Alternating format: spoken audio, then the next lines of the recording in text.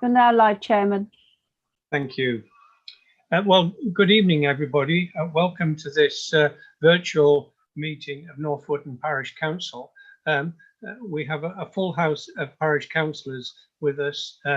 Those of you who are watching the live stream should be able to see the 5 of us. We also have our district councillor, Nigel Hewitt-Cooper, who is also not ours, but he is also a county councillor as well. And he will be giving us a briefing shortly. So we'll work our way through the agenda. First of all, we have received apologies for absence from the police representative, but that's all, I think, Hazel. Is that correct? Yes, nothing further. Happy to accept that? Yeah. Yeah. Okay, item 2 then, to approve the minutes of the extraordinary meeting we held online again on Tuesday, the 29th of September, the minutes of which have been circulated to parish councillors, and we work on the assumption that councillors have had a chance to read through the draft minutes and raise any issues with them. So unless there are any questions, can we resolve to approve the minutes of the meeting held on the 29th of September, please? Indeed. Yep. Yep. Yes. Yep. Okay, thank you. Item 3 then, to receive declarations of interest in items on the agenda. For the benefit of people who haven't heard me say this before, this is a legal requirement that councillors declare they have no financial pecuniary interest in any items on the agenda without declaring them. So do we have any declarations of interest this evening on tonight's agenda? No. No? No. Okay, thank you.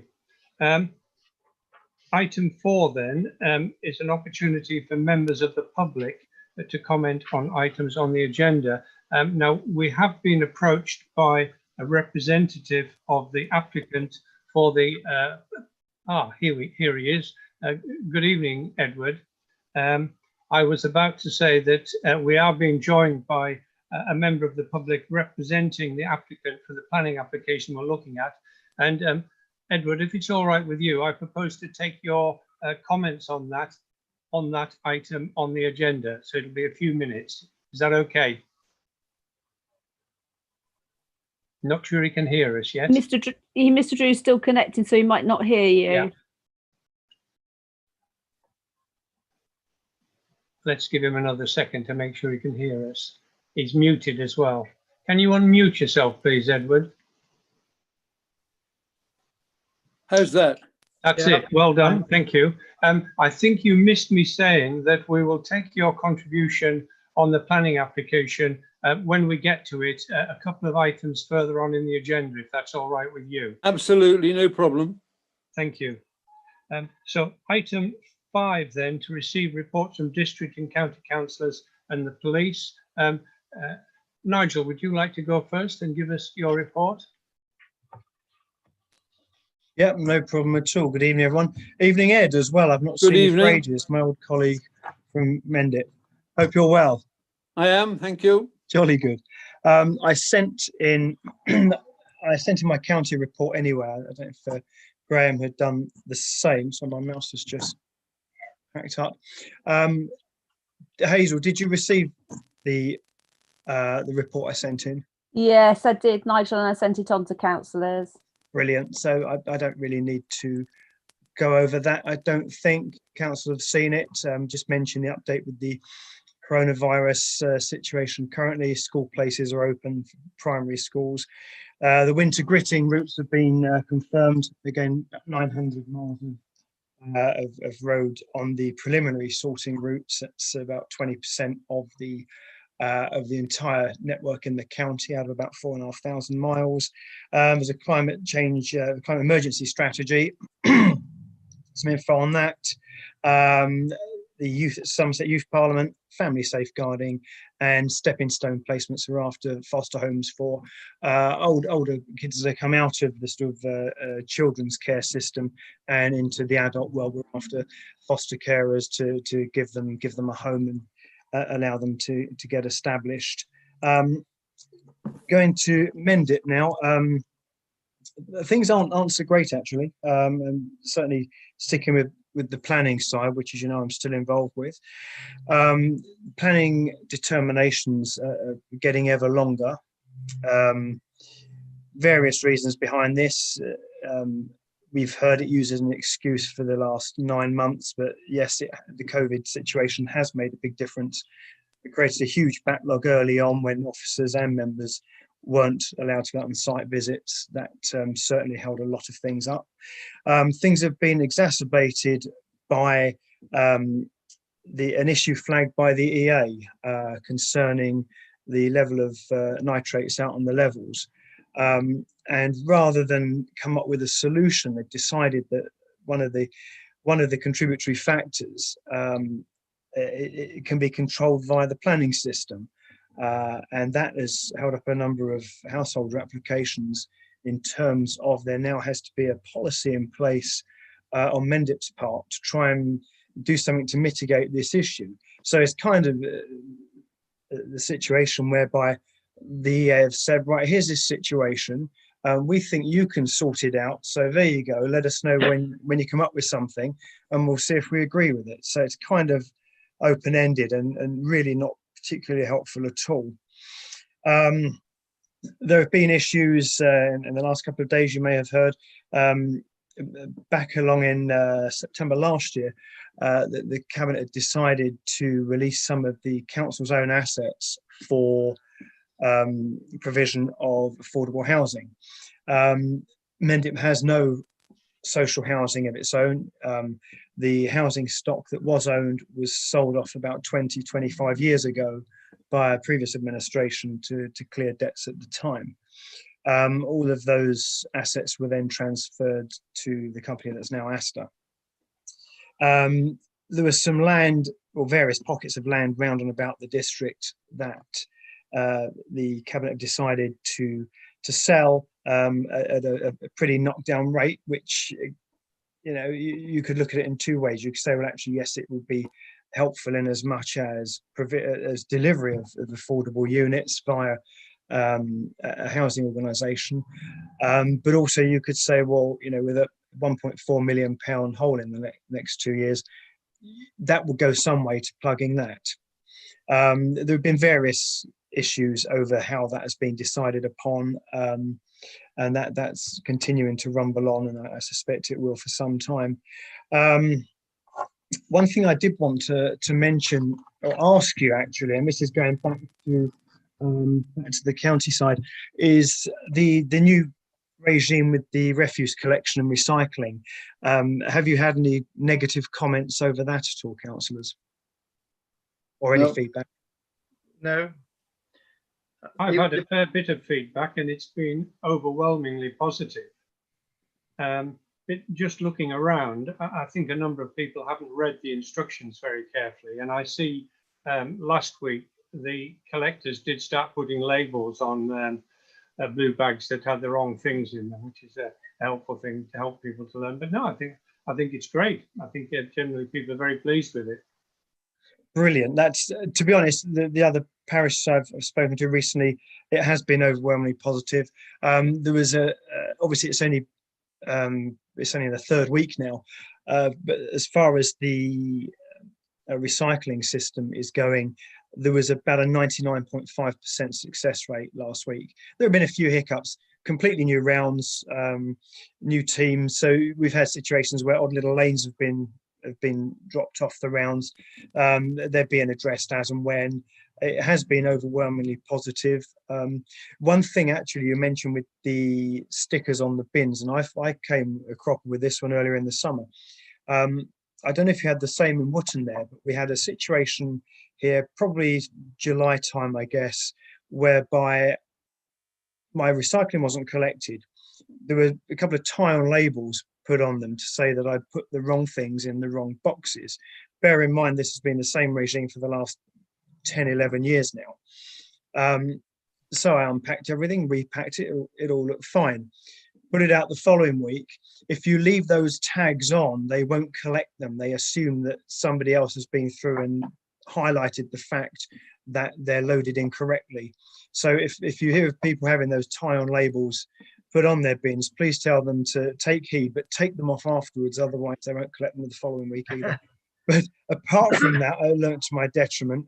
Yeah, it's been a complete success. And if you consider last week, there was, looking at the flimsy food wrappers, trays, those sort of things that are now collected that previously weren't, that used to go to landfill. There were over 9 tons collected just in Mendip last week.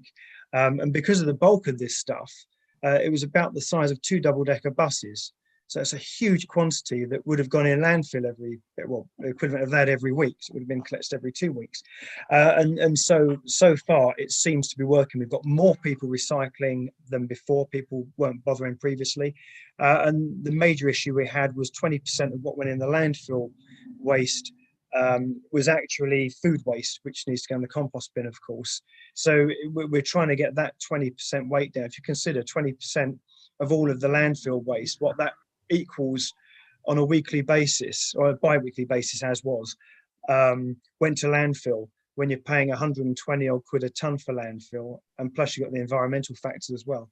It was a huge expense, and one obviously we're keen to get down. So yeah, absolutely, it's been a pretty good success so far, and I've only heard of a couple of issues. So I'm waffling on quite a bit here. Was there anything else you wanted to ask? Well, just on that Somerset Waste Partnership thing, what we have been calling landfill actually goes to where they call it a processing plant, but it's an incinerator essentially, and they will only work if they've got a percentage of hydrocarbons in the fill. If we're too good at it, they won't be able to burn it. I suppose it's, yeah, you could look at it either way, couldn't you? Yeah. You could argue it's a double-edged sword, or the opposite. I think they're a long way off that at the moment, but I know that that is a risk with it eventually. Yeah. I think it is a success story. They've done a good job. Yeah, absolutely. And the pre-publicity I thought was pretty good. It was nicely staged, and I think has done the trick. Yeah, I quite agree with you. And if you consider going back to that new plastic waste that we're collecting, for the last couple of years, you can drop that into the recycling centres, and we've been collecting it and taking it along to Dulcet there. And it's incredible how quickly you fill a standard sized dustbin with that plastic stuff. Yeah. And of course, after the last lockdown, had bags of this stuff stacked up in the garage. There's loads of it. It's incredible. So yeah, good all round. Good. Okay. Can I take you back to that issue with the planning system, Nigel?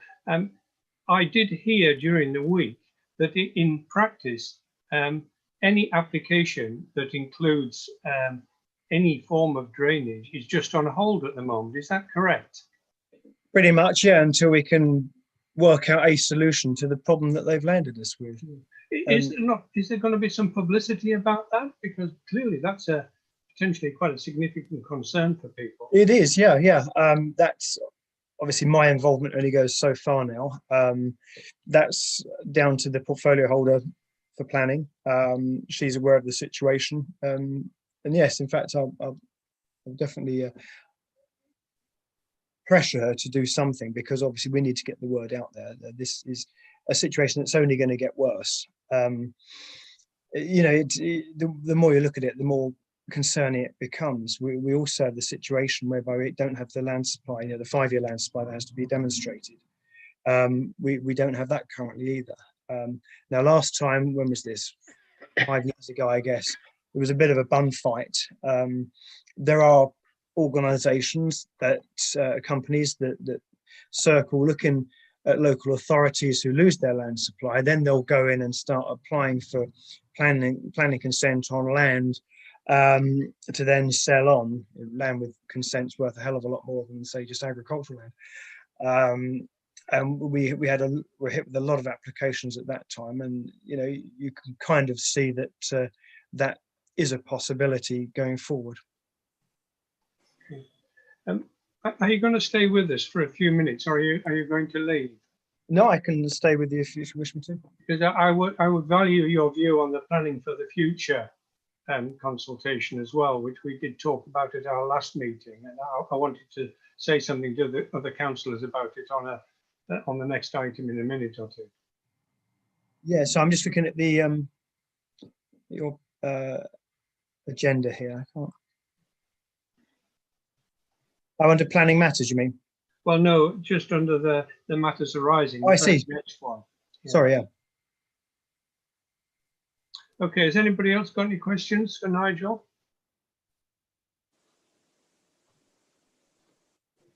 Okay, well, thank you very much. Let's move on to item 6 then. I thought it was important, given that we had a conversation about this in September and also at the meeting before that, about the various consultations that were going on. And at that time, we agreed that we would continue to work collaboratively with St Cuthbert Out on some of these, which I have been doing. I've kept in touch with them. But to be perfectly honest, they've got significantly more resources than we've got. And they got right into the weeds of these things, I felt. And I felt we needed a somewhat simpler approach to meet our objectives. So whilst we have lent our support to the more detailed feedback they've given, in particular on the planning for the future consultation, I did submit an email response on behalf of the parish council based on our previous discussions, and essentially focused on our concern that on the face of it, the proposals appear to open the door to pretty much a free-for-all in areas like this, which are currently subject to fairly significant protections from new housing development. Now, I gather this has surfaced in Parliament during the course of this last week, and a number of Conservative MPs have indicated to the government that they're uneasy with the proposals as they stand. But I just wondered, Nigel, firstly, whether Mendip took a sort of formal position on this, or whether you've got any other feedback you could give us on it. We've lost you, I'm afraid. Sorry, I muted it. There you are. Oh, it's gone again. I should be with you. Oh, there we are. It's No, very no, no. directional. I think you have to place it. Yeah. Yes, and I've got a paper which I will get in digital format and fire over to you, just with some ideas and concerns that have been raised from our perspective, and to there's an officer response as well to come. So can I email you some details across on that? Yeah. That'll probably be the best bet. Please have a look at that. Yeah, absolutely. And you can circulate and go through it.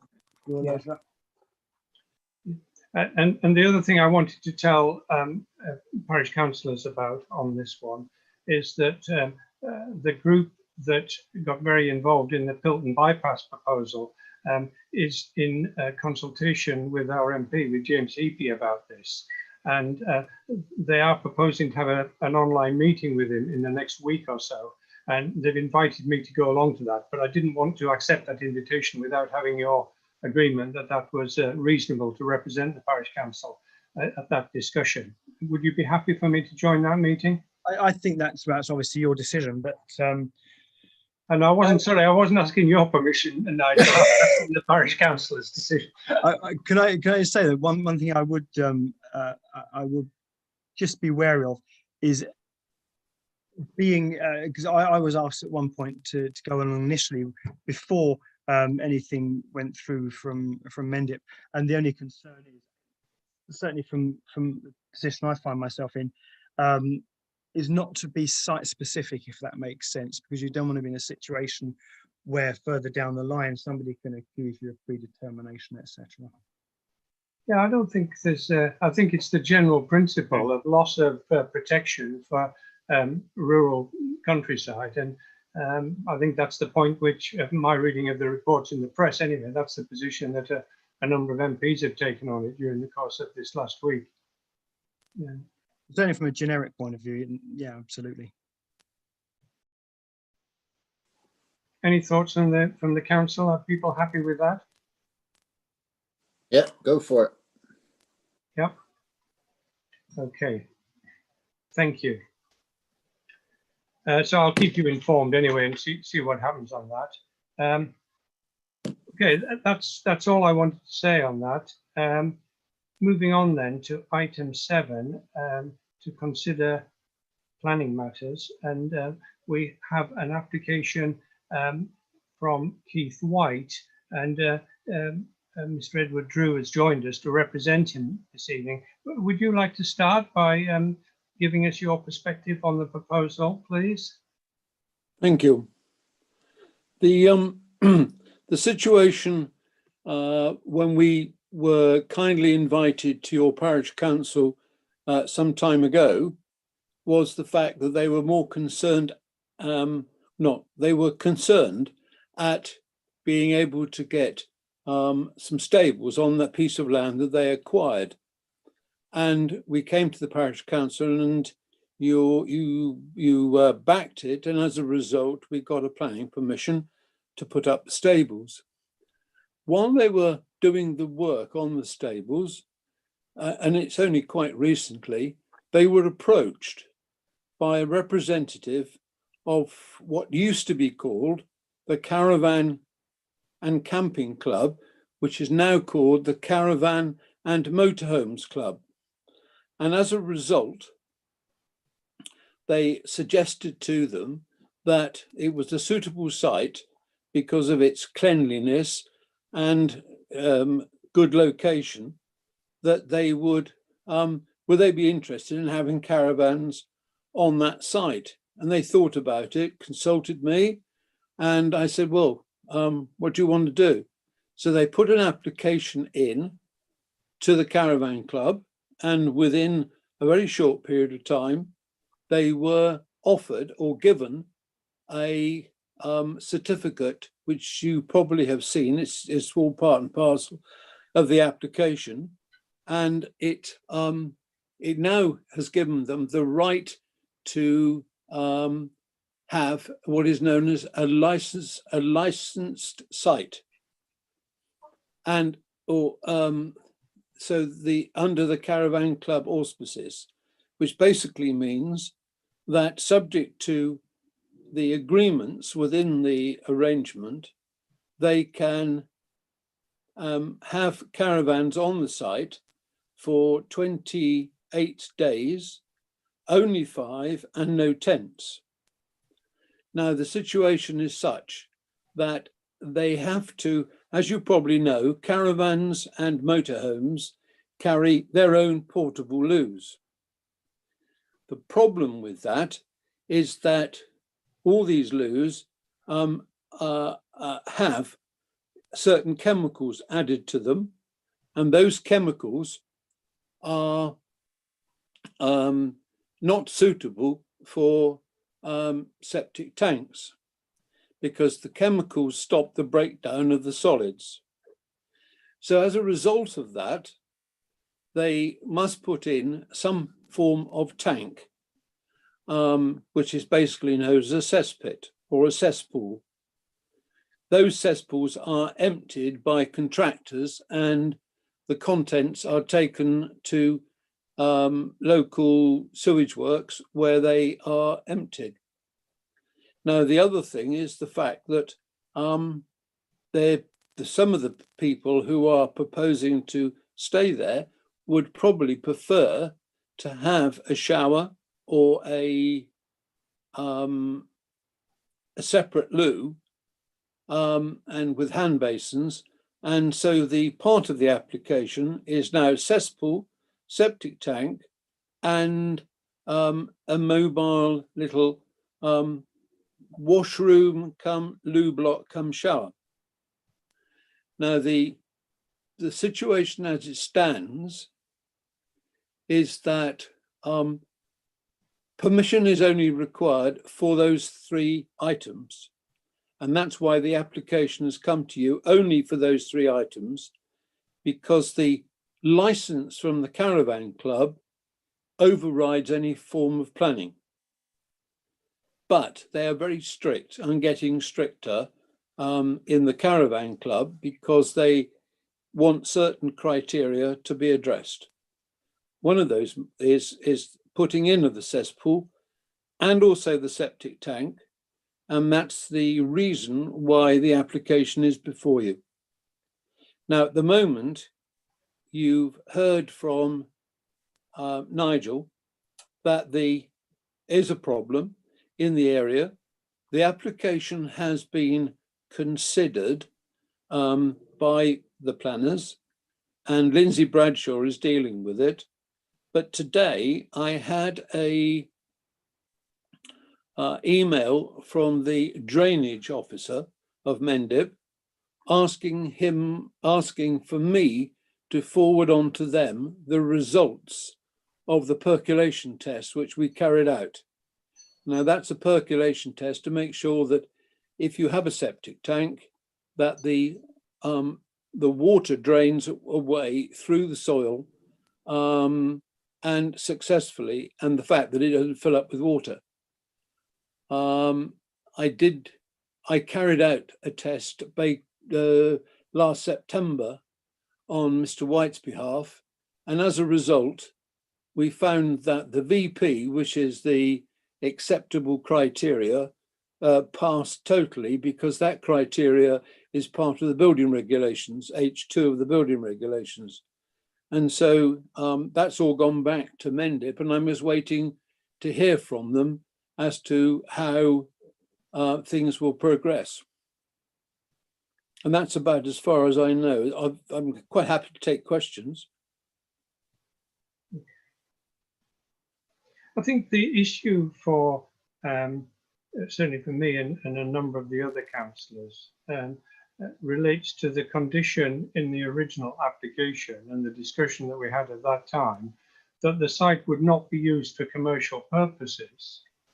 Now, I can answer that question quite easily. The planning application that was put in had a red line round it, which was the site only of the stables and not the rest of the land, because the planning application didn't include the rest of the land. But so that I've checked that out only after our last discussion, and the answer to that is that stopped the stables being used as a commercial stables, such as having people's horses there and renting out bits of it, or even running a riding school. And that was the background of that condition. Does that explain, Mr. Drew, why the existing stables have not been built as per the original application? I'm not aware of that, because I haven't seen the site since it's been built. Okay. I haven't seen. Gone. It was apparent from our site inspection that you agreed to us having today that the existing stables have not been built as 5 stables, but 2 stables and some warehousing units of some sort. And it's not quite clear that that wasn't the original planning application. And I'm just wondering whether that's what made the stables get altered. No. I think the stabling hasn't been finished. It's far from that, because the Mr. White has been working away. He works for a company in Glastonbury that build refuse stations and refuse lorries, and they're very, very busy at the moment. And he's not had the time to, I think, finish the development. Okay, I hear what you say. okay, thank you, Mr. Drew. Any comments from any other councillors about it?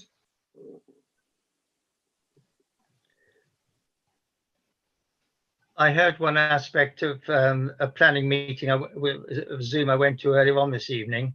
They were talking about the caravan camping club sites administration, which at the moment limits the use to 28 days for each occupation. And I gather in 2021, that's going to get revised to 56 days. Do you know anything about that, Mr. Drew? I have no idea, no. In Okay. fact, I thought it was going to be a little bit more stringent than that. It was going to come down to like 21 days.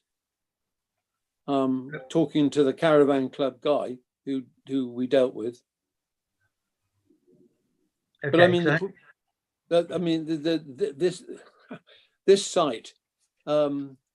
this site is limited to 5 caravans, 28 days, no tents, and they have now just brought in their own enforcement guy to make sure that everybody complies with the rules and regulations, according to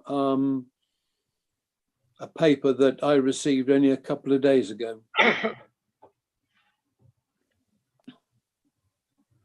Okay, thank you.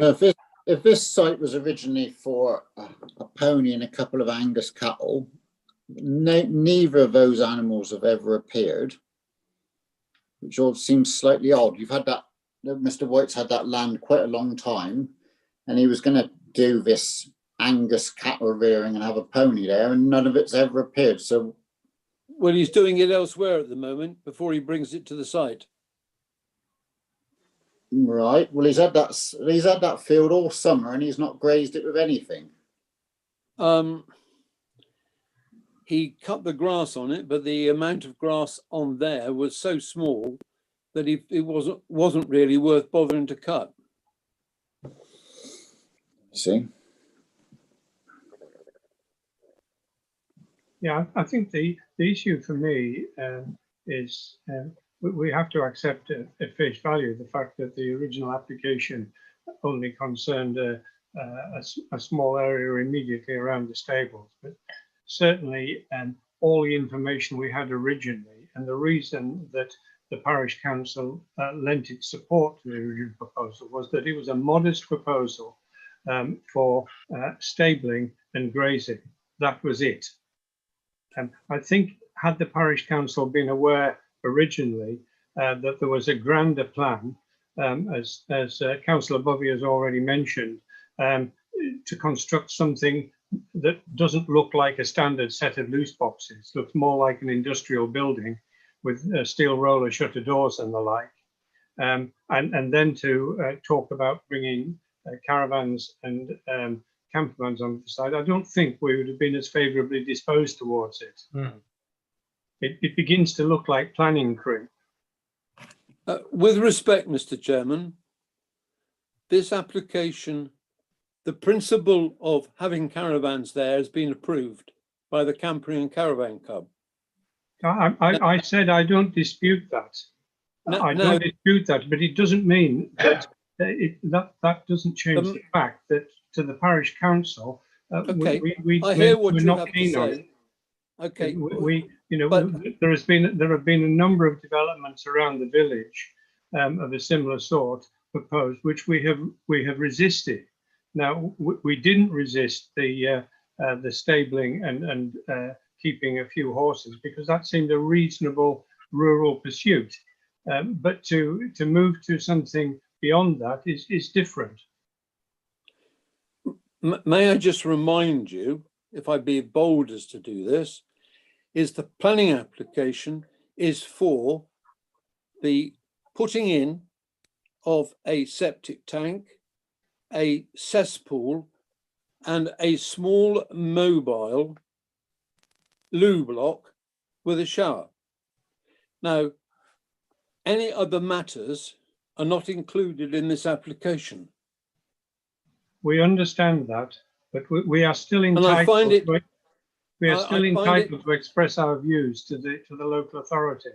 Oh, yes, so they may choose to exclude them because they're not formally planning considerations. But we can say whatever we like. You may say whatever you like, but what I am saying to you, sir, if I may, is that you in theory and in practice, one should address the application rather than the locals' feelings about having a caravan club site there, because that's already been approved as far as the caravan club are in existence, and it will carry on. It's unfortunate that one cannot do. Let me see what I'm going to say. It's unfortunate that if you get a license, that the local authority then say you must have this, that, and the other, and they have powers to make sure that what you put in there complies with all the necessary building regulations and other regulations in respect of environmental health. That's their job, as Nigel will point out to you.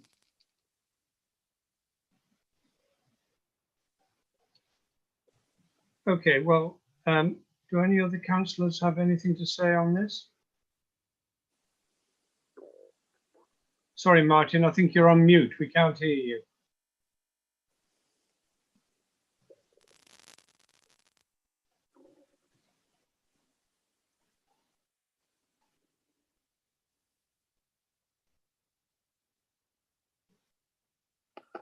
Hazel, are you able to help Martin Smith to become audible?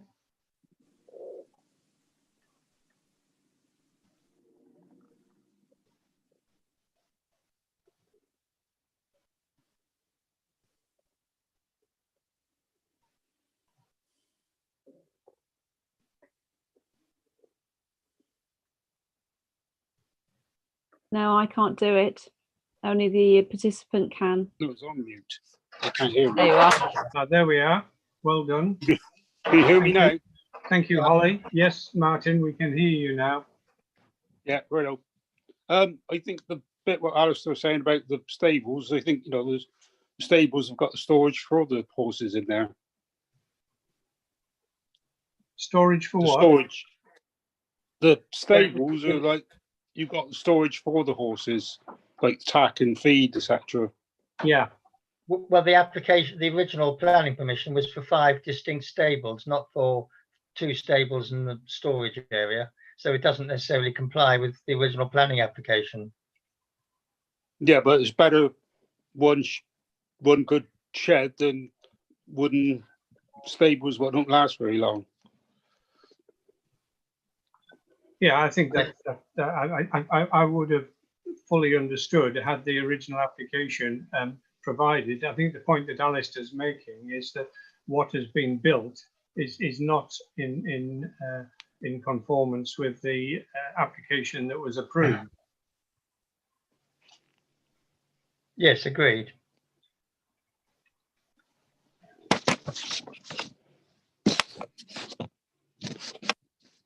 Okay, well, Kathy, have you got anything you want to add to this discussion? Again, you're on mute, I think.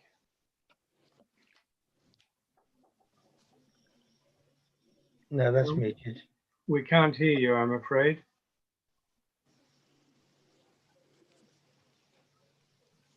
No, I'm sorry, I can't hear you.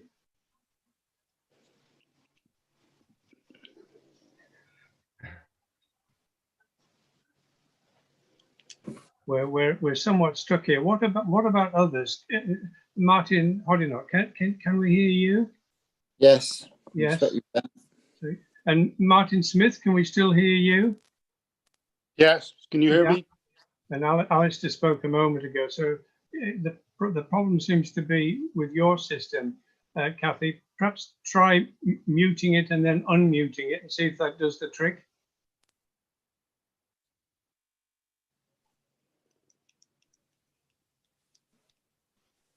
No? Are you able to mute us all, Hazel, and then unmute us perhaps to keep I it can- into life? I can mute. Yes, I can certainly mute you all. What I can't do is unmute you. As I say, the host doesn't have the facility to do that. Do you want me to try that and then see if you can Okay, all so unmute? Yeah. Hazel's going to try muting us, and we'll all have to unmute ourselves then. Okay, just doing it now.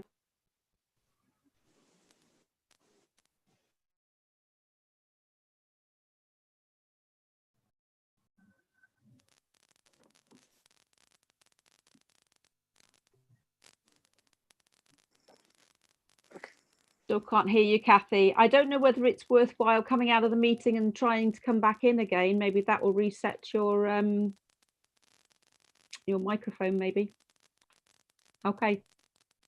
Yeah, so we'll give Kathy a second to rejoin us.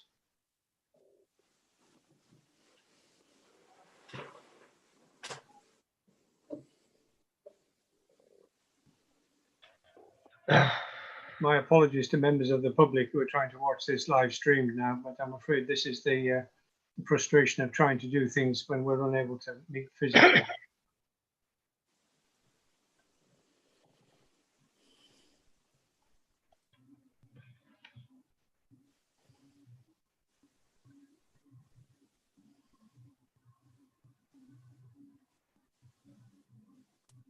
No.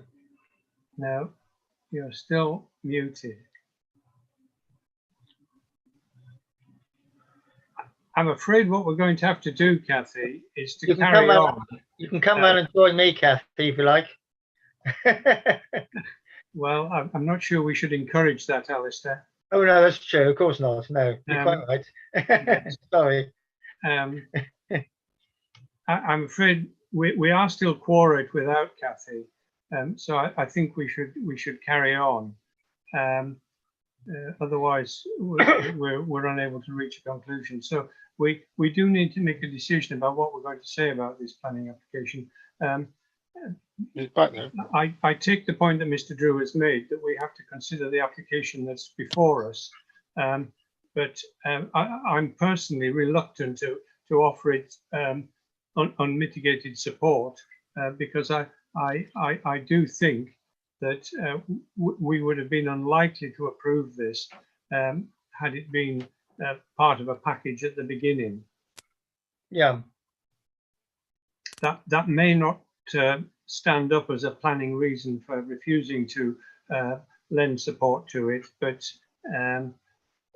I still think we have to do what we believe to be right, and in my view, that is the situation, that we wouldn't be doing our job if we offered support to this.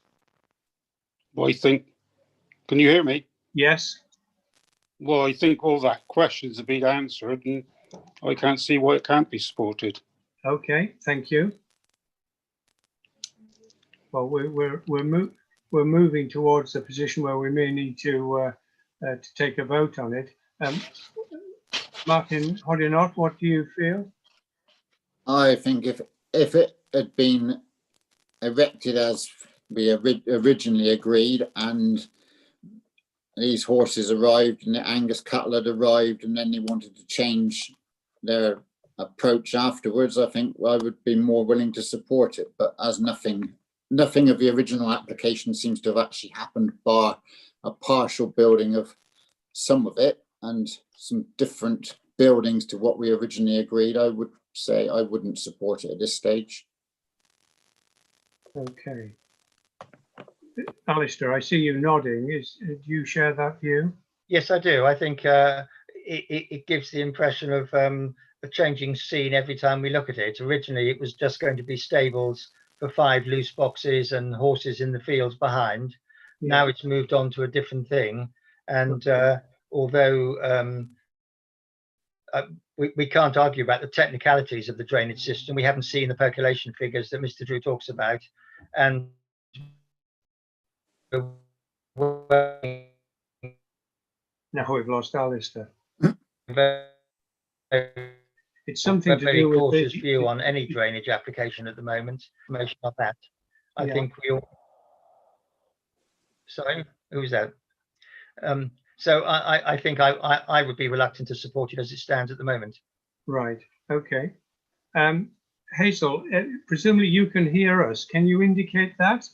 Yes, I can hear you. Sorry, I meant Kathy. Kathy, can you hear us? Yes, you can. Would you, bearing in mind that Martin Smith feels we should support it, can I clear that you would be happy to go along with the line that I think Alistair, Martin and I would like to take, that we're reluctant to support it? Yeah, okay. So would we be happy that Hazel and I work on a narrative to submit to Mendip, explaining a bit of the reasons for that, but making clear that this was a majority, not a unanimous decision, but not supporting it? Indeed. Yeah. Yeah. Agreed. Yeah. Okay. So Hazel, you and I will work on a text along those lines tomorrow. Okay, Chairman. Yeah, I've got that note. Thank you very much, and thank you, Mr. Drew, for coming to join us this evening. Thank you. Okay, so moving on to item 7.2 then, to consider other planning matters that have arisen. We have no formal applications before us.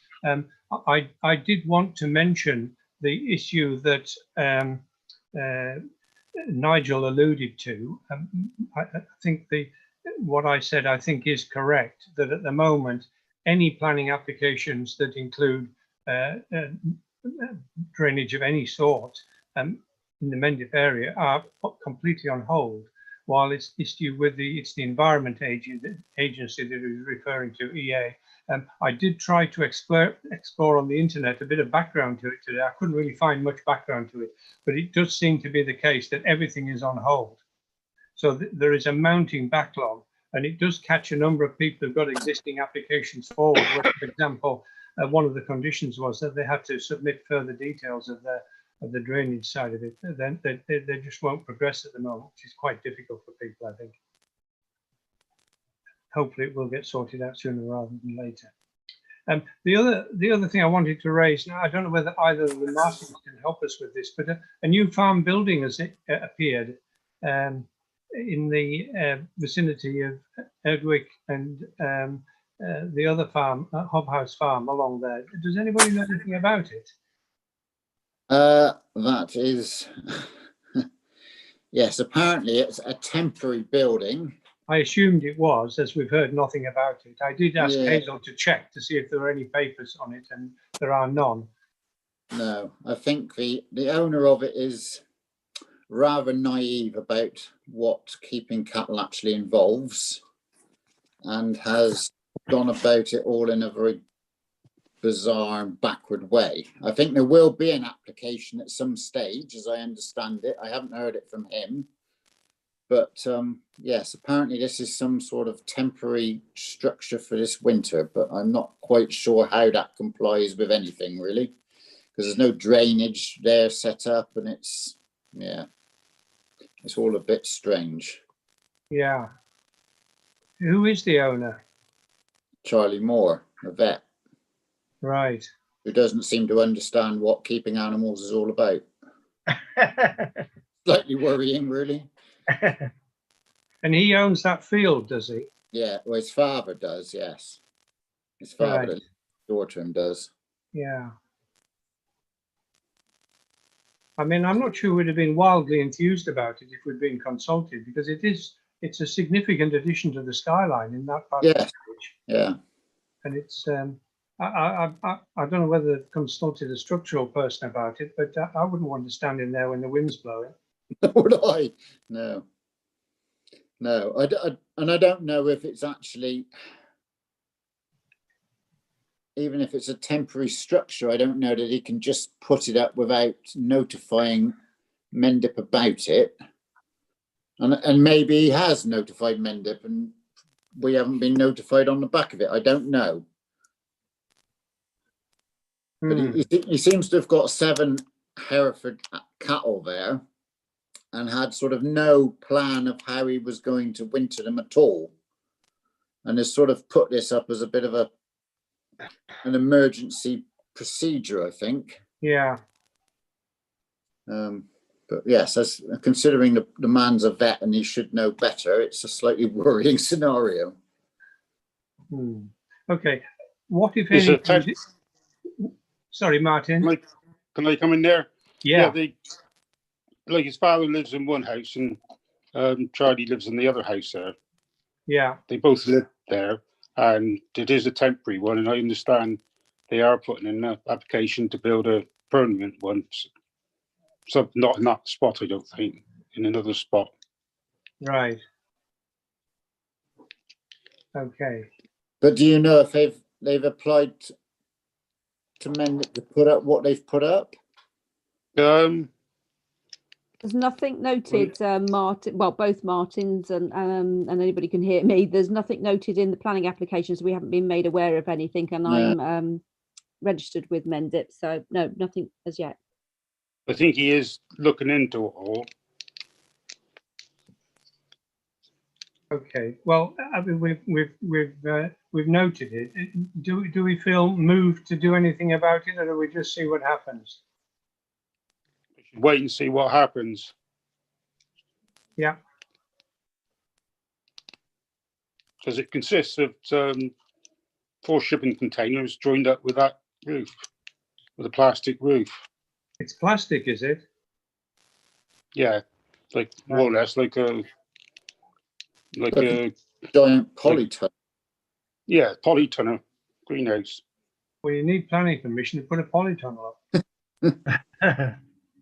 Yes, I think he's slightly misinformed all the way round, I think. Okay. Well, let's simply note that we're aware that it has happened, and we understand that they will regularize it in due course. Yeah. Okay. Thank you. Any other planning matters that anybody wants to mention? No. Okay. Moving on then. Item 8 and 8.1. To consider the insurance cover and premium provided under the renewal quotation from Zurich. The papers have been circulated to us. First of all, could I ask you, Hazel, to confirm that the policy, which is a very detailed document, and I guess none of us have gone through it line by line, is in a standard format which parish councils routinely use to cover their insurable liabilities? Yes, they are, Chairman. All of the terms of you see in there are ones that you would expect to see in an insurance policy that covers the parish council as a minimum. It looks heavy-handed, but sounds like we have Councillor Bissett with us. Yes, and a set of headphones. I think we might have won. But yes, go back to the policy. Yes, it is. It's the minimum really that you need. I know it seems heavy-handed, but even as a parish council, small parish council, that's the sort of cover that you do need. Yeah, and this particular company, I'm right in saying, provides this sort of cover to a majority of parish councils in the country. They do. They're known for it. This is a policy that's tailored specifically for parish councils. Yeah. So yes. Yeah, it suits our needs. So your advice would be that it looks reasonable in the circumstances and we should go with it? Yes, correct. Fine. Is everybody happy to go along with that? Yes. Yes. Okay, thank you. Can you hear me now? Yes, we can. Well done. Is that Phil's good work? Yes. Well done, Phil. Right. Okay, so item 8.2 then, to approve a number of items of expenditure in recent times. You've had the details, but you see them listed there: clerk's expenses, clerk's salary, the renewal premium for the insurance policy, which you've just discussed, and the affiliation fees for the Somerset and National Associations of Local Councils. Is everybody happy to go with those? Yes. Yeah. Yep. Okay. Thank you. Yes. Item 8.3 then, and more materially, to consider and set the budget and preset for 2021 to 2022, including consideration of any projects that we wish to do during the course of the coming financial year. This is a financial year from April next year. And Hazel has sent around a draft budget with some suggestions in it, but of course it's up to us to agree what we want to see in it and decide what we want to do. And I think we actually finalise it in January, don't we, Hazel? Yes, you should have enough time. I think I actually requested an extension. It's got to be with Mendip, actually statutory by the end of February, but they always ask for it in advance of that. So I would make severe headway if you possibly can this meeting on trying to get the budget sorted out. Right. But we don't necessarily need to get right to the end of it if we've got some further fine tuning to do, perhaps as a result of our later discussions on other items.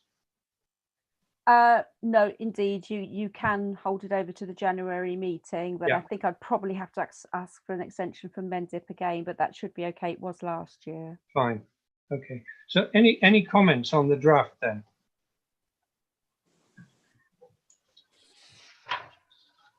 Well, I think Hazel sent round a figure suggesting a precept of about 4,000, wasn't it? I printed out 2 or 3 of them. I've forgotten which was the one she said. I mean, last year I think our precept was 7,900. I think it was. Yeah. Or 7,784. I know that this year, or this next year, I suppose I should be saying, we're looking at some more finger post signs, which I've sent some figures around about, which could be 2,500 and that sort of order of things. Yeah. And we usually make a grant to the village hall, which in previous years have been 1,500 or so. I was going to suggest, because of the hardship they probably suffered this year with no rental coming in, we might consider putting that up to say 2,000 or something. That would make sort of 4,500. And we may have some other expenditure on other things that we can talk about in due course. I was going to suggest that we don't know what, everyone's been under some hardship pressures this year, that maybe we reduce the precept from 7,700 down to say 6,000, and had a figure in the order of that in mind. Yeah, unless we've got specific projects in mind to justify it being at that level, the thing is our reserves will continue to rise. Yes, well, I could easily see £6,000 of expenditure going out next year. Yeah. So sorry to cut across you, Alice. Right. If I pop in those figures that you've just mentioned, so for example, a 2,500 capital project for finger posts plus, say, a £2,000 grant for the village hall, your precept request to maintain reserves, which you are recommended to do, would be around £4,000, 4,130, I think it is. So obviously that is a reduction from last year. Yeah. Yes. And I think I'd expressed a view that it would be nice if we could keep the precept steady, but I think, Hazel, you corrected me and said, well, that's not necessarily an achievable or desirable objective. And we have to accept that there will be a certain amount of movement of it from year to year. But I know I did get a few questions about it going up as high as last year, and I think the reduction would be welcome. I think it is also, as I think I mentioned in the email to you when I sent the budget papers out, it's partly predicated on any grant income that we may get in. And of course, I don't budget for that because it is an unknown quantity. So that's that will obviously lessen the expenditure. So the following year, it will have an impact on the precept in as much as you can reduce it. And this is why it goes up and down as well, because of income that we don't know about. Yeah. Okay. Well, given that under item 14, we are going to be discussing the clerk's salary, which could have a small effect on this, not a big effect, but a small effect. Would we be happy to go along with agreeing that Hazel prepares a final budget for us to sign off in January on the basis of our discussion just now, increasing our grant to the village hall, I think probably making clear that that is not necessarily an indefinite increase. I think we did agree that we would routinely increase it to 1,500, which is what it is at the moment, but increase it to 2,000 for next year in the light of recent circumstances. The amount to continue the programme of finger posts, more of that in a moment or two, and the various other routine bits and pieces that we have along the way, the contributions, the insurance, etc., etc. Would everybody be happy with that? Yes. Yeah. Yes. Yeah. Okay, excellent. Hazel, does that give you sufficient to work on? Yes, that's absolutely fine, Chairman. In fact, I can tell you, just popping those figures into the budget spreadsheet now.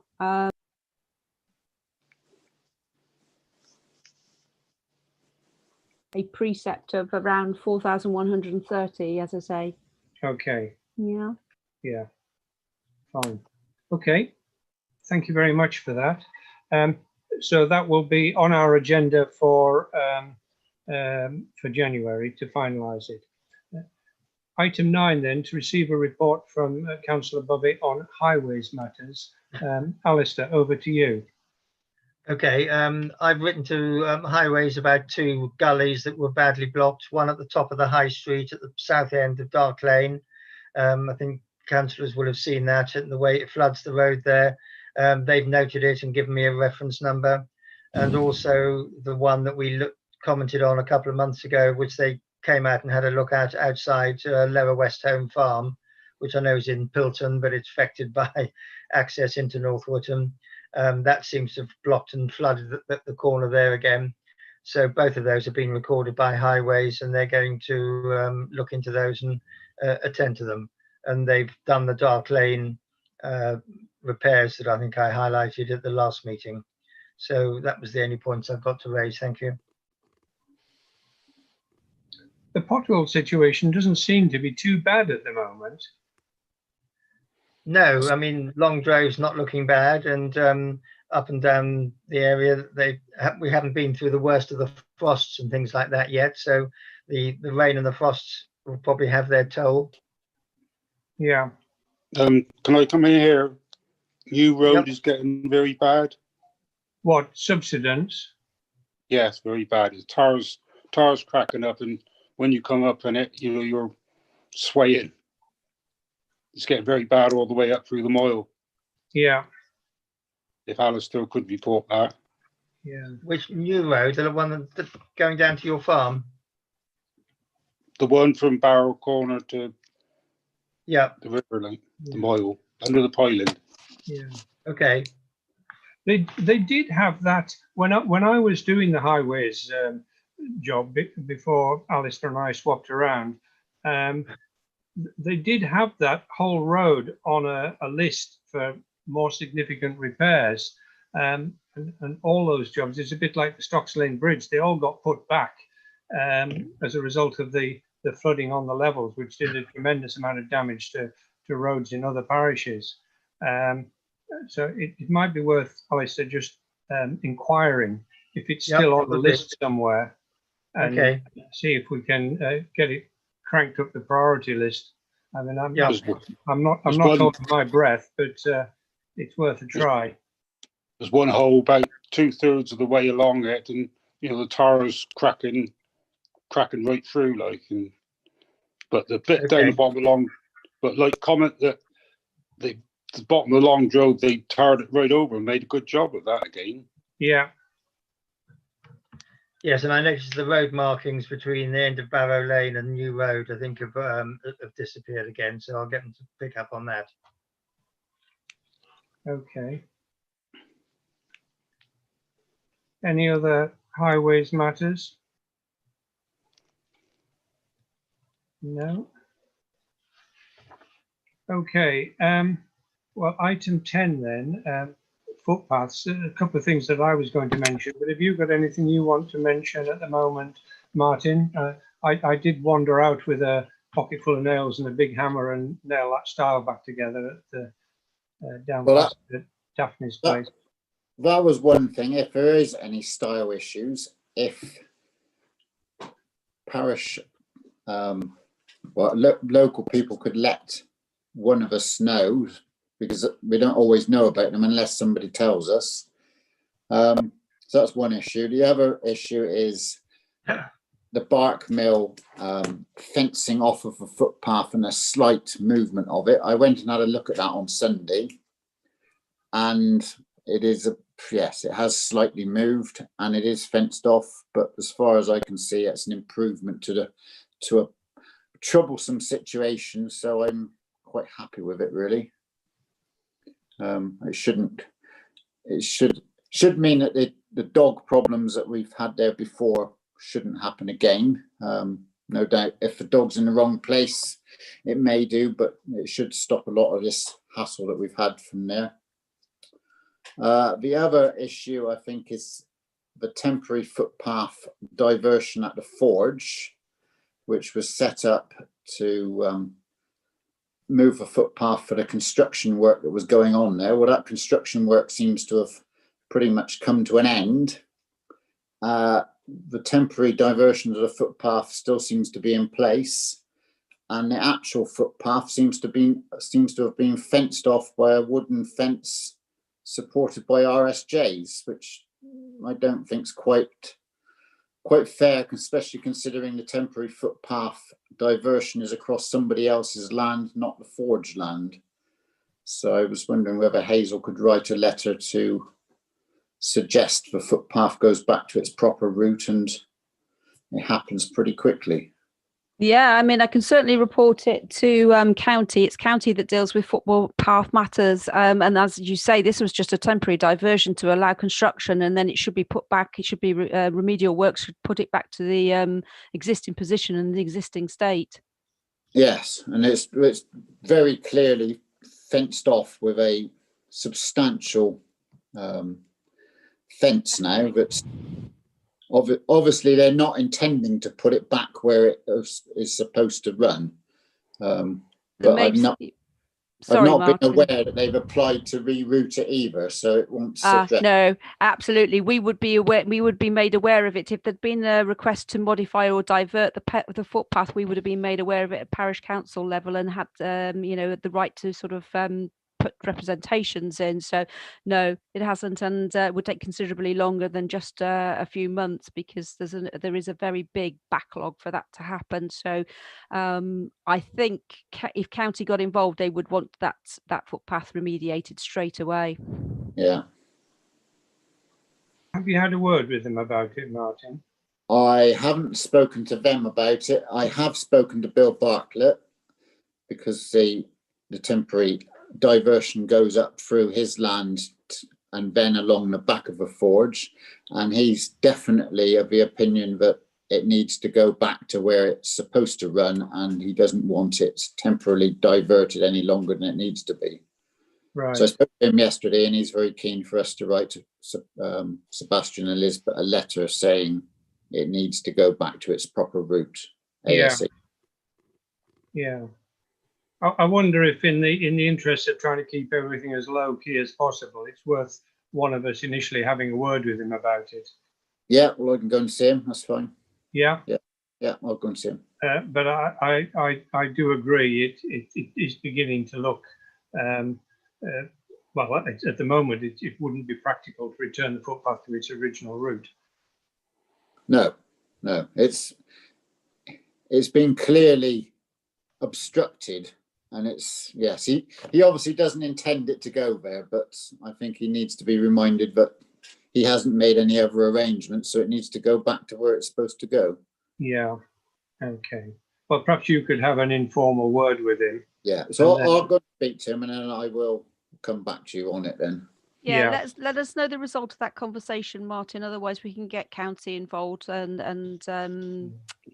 ask them to intervene in the matter, because if the footpath is blocked, which in essence it is, they will instruct the landowner to remove the obstruction. Yeah, because I did see Sebastian on Friday, and he hopes to be in by Christmas. I think he's probably a little optimistic, but he hopes to be moved in by Christmas. So that sort of pretty much puts an end to the construction now. So there's no reason that can't go back to its proper route by the 1st of January, I would suggest. Yeah. And I'm right in saying that the diversion is an informal diversion. It was never formalized with the authorities, was it? It wasn't, Just an no. arrangement between him and Bill. Yeah. Yeah. Okay. One other thing, and I might have missed something here, but whatever happened about the Bats Bridge meeting? Right. Well, that's the next thing which I was going to update on that, because Alistair was not available on the day of the meeting, so I went instead. The representative from the relevant part of Somerset County Council, and it's a funny one. It's sort of halfway between footpaths and highways, but she came, Rachel Pierce, with a colleague. I've got his name, but I can't remember it. And they did I must say, an extremely thorough inspection of the bridge. And she got her waders on and went inside and was poking around with the screwdriver and taking lots of photographs and so on and so forth. And she did say we would get an official report, which Alice and I had a conversation about it earlier. I thought we might have had it for today, but we haven't got it as yet. She did stress that she couldn't give us any sort of formal view because any recommendations would have to be cleared with our line management at County Hall. But her view was that they would be unlikely to be able to fund any repairs themselves at the present time. But what they might do is to give the parish council a grant to do some modest repairs ourselves.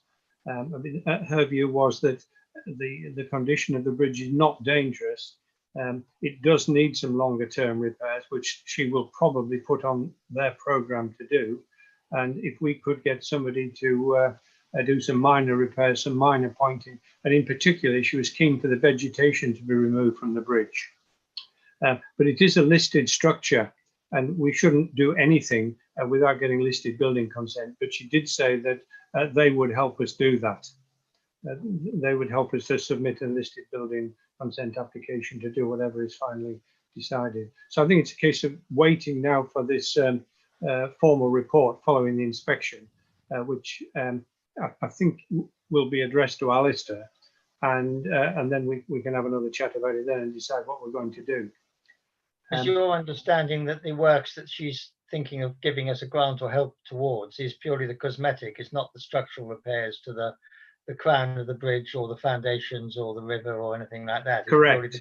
Yes, it would be things like stripping the vegetation back properly, repointing the parapet, addressing the corner on Gwen and Tim's side where there is some damage to the parapet, that sort of thing. So relatively minor repairs. Yeah, it wouldn't be a lot of money. We'd be happy to take that on, providing we can find the money from something. Yeah, and provided the necessarily approvals were given. Yeah, of course. But what she said was they would probably put in a listed building application to do an overhaul on it, even though it might be many years before they could complete it because of budget constraints. Okay. This has been going on many years now. Yes, indeed. Oh, we have. Yes. Yeah, yeah. And we did have an offer of some voluntary support from a neighbour there. Let's see what it says in the report, but it would be up to us to decide whether that was a good idea or a bad idea once approval has been given, but we shouldn't touch it until we've got the formal consents. That seem okay, Martin? Yeah, it's good, thank you. Okay. The other one, and this arose from the same discussion with the same people. They were checking the formal status of the bridge on the footpaths map and the neighbouring footpaths and so on, just to get onto our records that there is an exercise going on at national level to review the definitive footpaths map. And it's not a short-term thing. I think we've got until the end of 2024 to do this, but there will be a restatement of what are official footpaths at that point. And so the handful of footpaths which are a bit vague in the parish, we're going to have to take a view on whether we wish to propose that they remain on the official map, or whether they're discontinued. And similarly, the one or two footpaths we've got which are pretty heavily used but are not formally currently listed as footpaths, we would need to decide whether we wish to propose that they are formally adopted as footpaths. So it's something for us to not lose sight of and not leave until the last 12 months. And perhaps those of us who are walkers can have a look at the map and decide what we're going to do. I mean, there are one or two paths across your land, Martin, for example, where people use informal paths more than the official footpath, don't they? Yeah, yeah. And it might be an opportunity, if you wished, to sort of regularise that. Yeah, okay. Same. I've got footpaths what we've done away with, what appear on maps now. There's some on my farm down here which are totally wrong. Yeah. When you say they're wrong, what do you mean, Martin? It was about, well, best part of them all. There was one each side the field when they were done. One was done away with years ago. Right. It's along the river bank. Yeah. I can show you when we're allowed to socialise again. And yeah. Well, obviously, this is an exercise for. they were done away with in the 1960s, 70s map, and then they appeared back on. Of course, the trouble you get now, they have it on their phones, the maps, and you've got to explain to people, you know, there's not a footpath that side of the field, the footpath's the other side of the field. Yeah. Well, the issue, the part of the issue is that there is a mismatch between the official footpaths map and the Ordnance Survey maps. A lot of people are out walking, use the Ordnance Survey maps. The official footpaths map they're all numbered, and they're all on there. And there are it is when you have a look at it, it is a little surprising on what's on and what's not on. I think, according to somebody told me a few years ago, people what make maps and that, they haven't copied the right. They got to pay a fee to copy a map, but they copied maps what they shouldn't have copied, and that's how it's gone on. That's why you got these footpaths. Yeah. Yeah.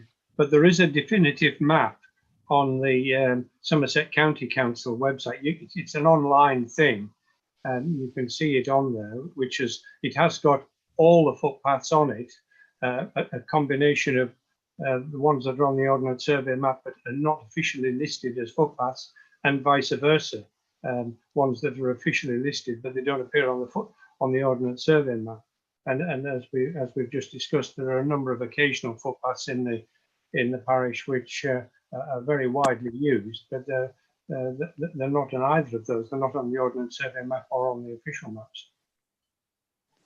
So this is well, I don't think it's even once in a generation. It's once in several generations. It hasn't been done for some time, but funding has been made available to do a complete review, and we will be required to submit our preference by the end of 2024. Otherwise, it'll be decided for us. So we should just begin to think about it and perhaps have it on the agenda once a year for the next couple of years, and so we can begin to formalise. And I think particularly landowners like yourselves, both Martins, you know, you think about the ones that are on your patches and how you'd like them to be in the future.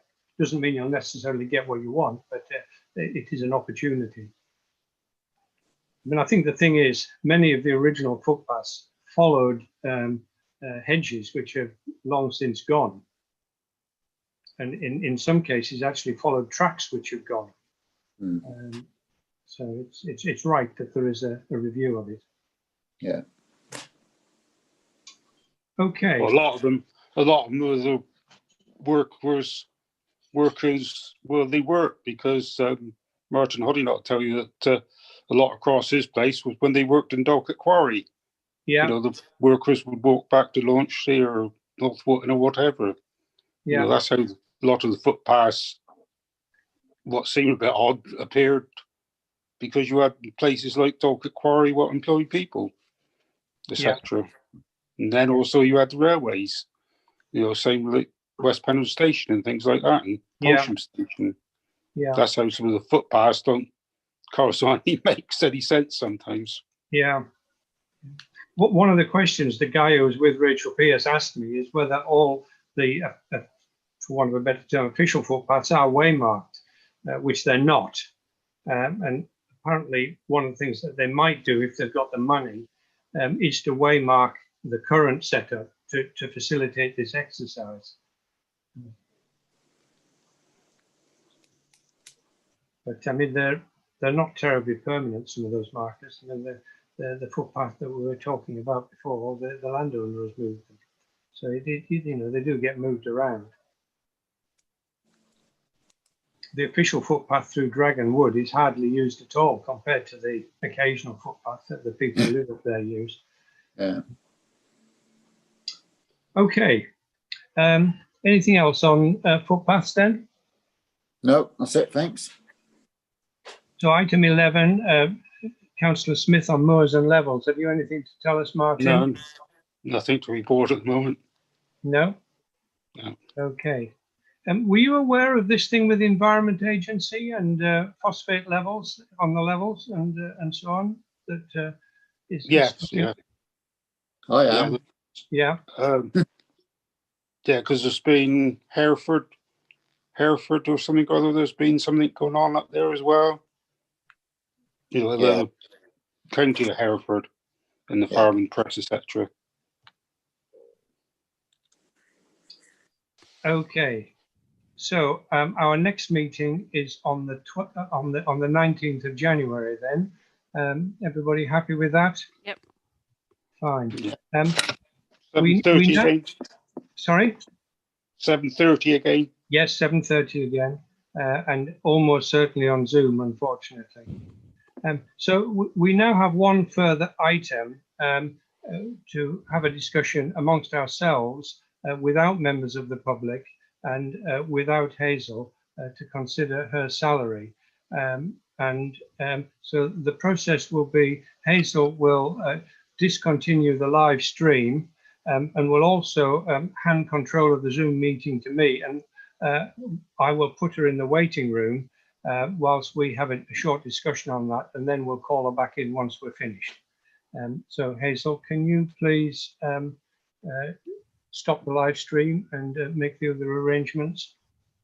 So you've resolved to close the meeting to the public then, so I will stop the live stream. I've made you also co-host, Simon, so once I've confirmed that the live stream is stopped, you can put me in the waiting room, okay?